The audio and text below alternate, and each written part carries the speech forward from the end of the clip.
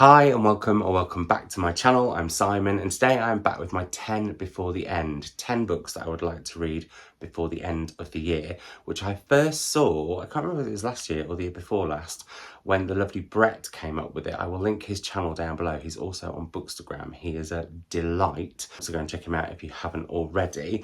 I've divided these 10 books into two and I'm doing 5 books by authors that I have read before and 5 books by authors I have not read before. That said, actually, one of those authors I've read a little bit of their book already this year, but wanted to get back to it. So yeah, but like I said, first up we will chat about the books by authors that I have read before that I'm excited to head to their latest. I've gone for mainly hardbacks, and I think that's because I'm aware at the end of the year I have to have a reckoning of my shelves, and I have a set of shelves that are for all of the books that have come out in 2023 or books that I bought that I want to read, and then they have to merge at the end of the year with all the books that I already have. It is chaos. I don't know if I'm even going to film it because it feels like too much pressure, we'll see. But that is probably why these are all hardbacks, and also, yeah, why they're all 2023 releases too. Now, first up is a book that I included in my latest haul. It's a book that I had imported over from America because it's not out here in the UK, but I loved the author's previous book. This is Claudia Dey's Daughter. Now, I know nothing about this at all because, and this could make for possibly a slightly difficult video in terms of trying to explain anything about these books, but if I'm really excited about a book, I don't need to know much about it, or indeed I don't even really want to know that much about it. I do know that I loved, as I mentioned, Claudia's previous book, Heartbreaker, which was told through various different accounts, and one of the narrators was a dog, and I do not normally like books where animals are narrators in any way, shape or form, but I thought she did it fabulously. I'm also obsessed with this cover, which I think is gorgeous. So this is one that I'm really keen to get to, just based on the fact that I loved the author's previous book so much, which I'm sure lots of you have had experience of doing that with. Then an author who I've read a lot of books of and is, I will say, a Savage family favourite. My mum also loves this author, and my gran was a huge fan. I was saying just the other day actually that if my gran was still alive, she would be like on this channel as much as, if not more, than my mother, and probably would have started actually a YouTube channel before mum did. Anyway, it is Rose Tremain, and this is Absolutely and Forever, which I always call Always and Forever, which was a theme song by Kylie Minogue that never really got released for a TV soap opera that sort of died a death very quickly in the UK.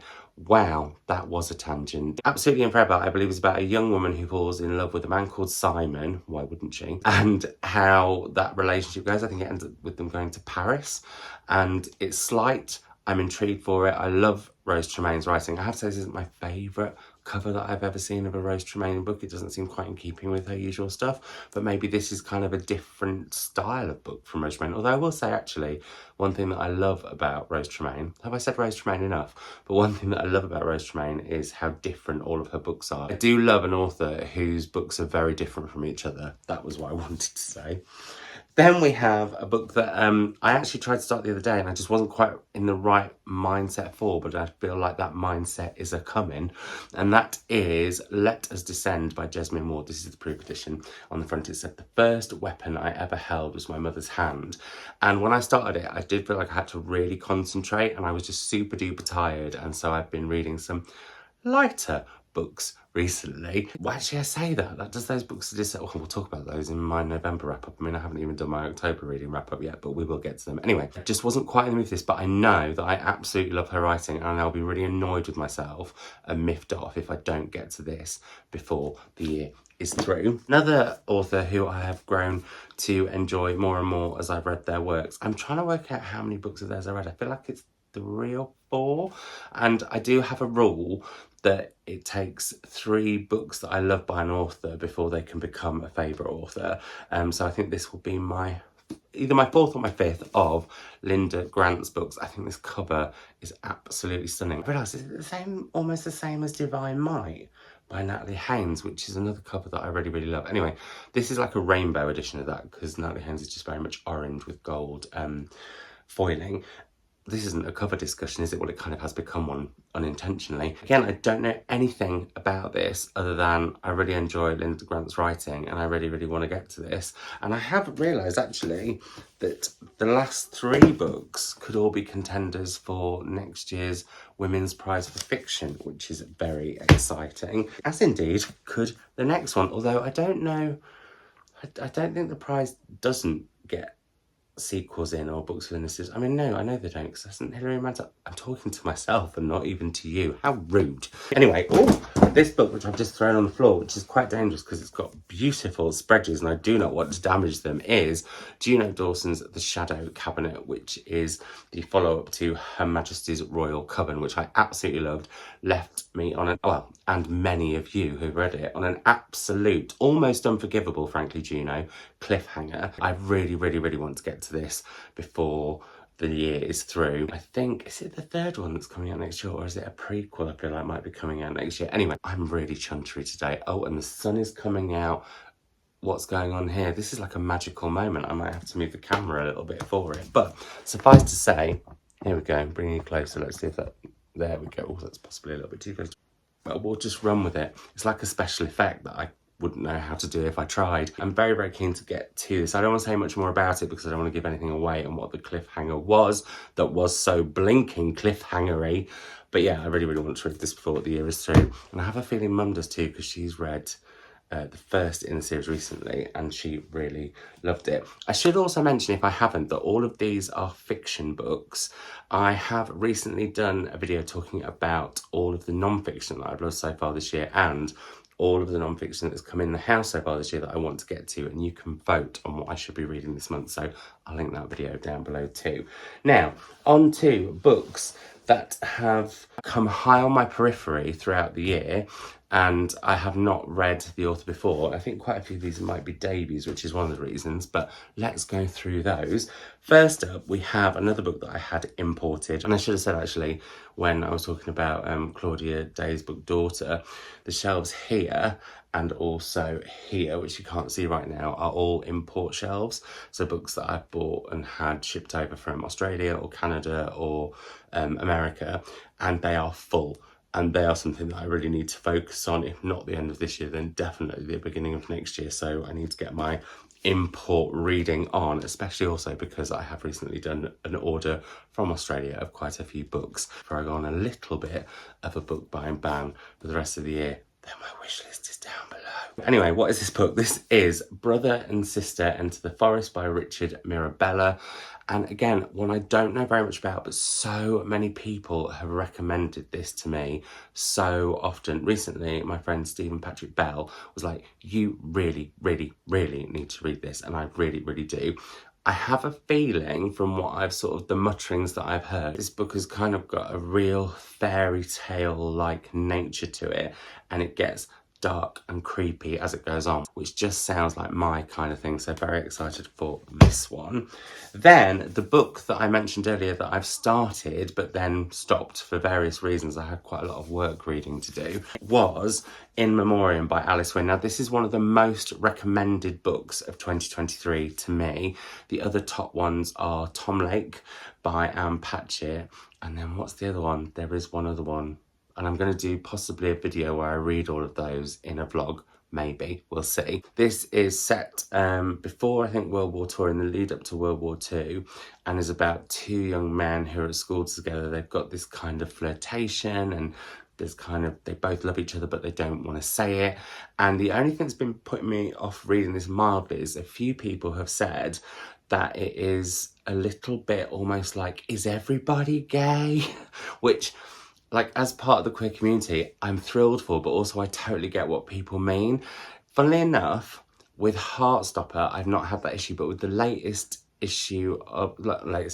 series of Sex Education, I was a bit like, wow, everybody's suddenly gay. Is that realistic? I think now more so, it's more likely to be realistic. Not that everyone's gay, but you know what I mean?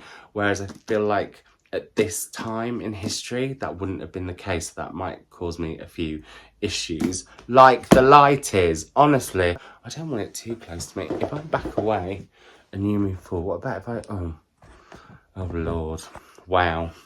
professional, right? Let's carry on with this magical, like I said, effect. I don't know why I'm doing that I just couldn't do if I tried. Then we have The Hungry Ghost by Kevin Jared Hosein.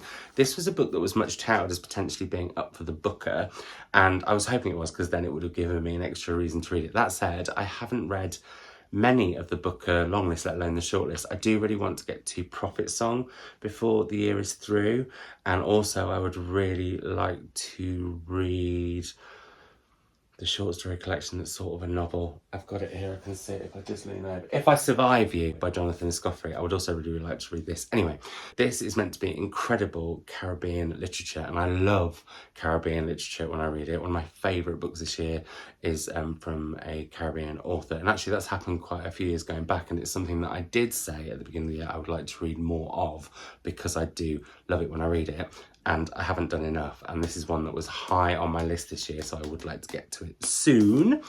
Then, penultimately, we have a book that I was reminded of, oh, it's gone, by a new channel that I found that is absolutely fabulous, and that is Nickelle's Nook. I will link her down below. I think she's great, and she's only done 2 videos so far, but I cannot wait for more. I think she's going to be one to just watch and really, really enjoy. And she was talking about, in her October wrap-up, Chain Gang All-Stars by Nana Kwame Adeji-Brenyah, and I have been meaning to read this for ages. I read Nana's short story collection and enjoyed a lot of them. A few of them I thought were absolutely incredible, and this, because of the way it looks at the prison system, the way it looks at race, I believe there's also queerness in here, just sounds like my kind of thing.